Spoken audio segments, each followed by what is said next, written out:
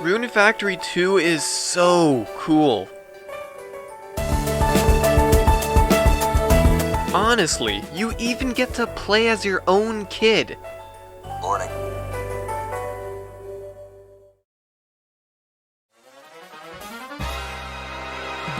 As Rune Factory 5's English Western release ebbs ever closer, I decided to go back and play all the mainline Rune Factories starting from 1 and climbing all the way up to 5. To start, let's compare the first ever Rune Factory to its sequel title. Please enjoy the first comparison of this 3-part series.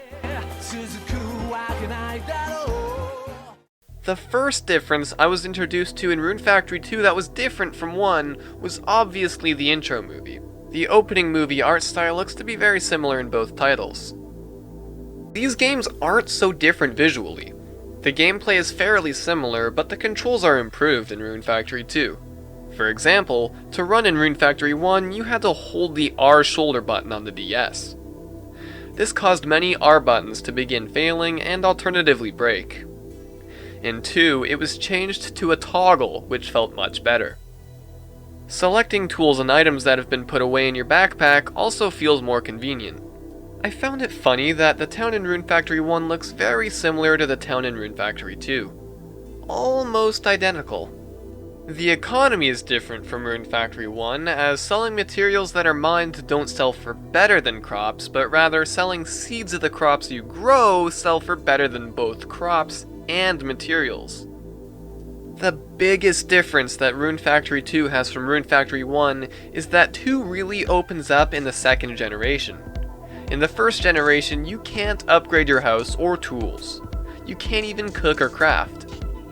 Your primary goal for the first generation is to get married.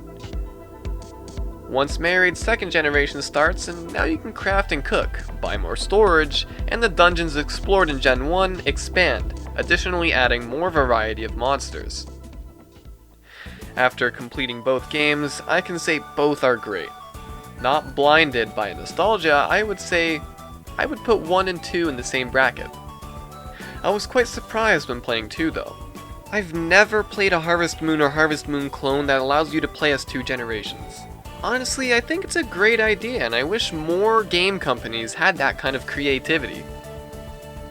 Although I will admit, playing in the first generation and marrying your wife, and then playing the second generation as your wife as your mom, was a little unsettling.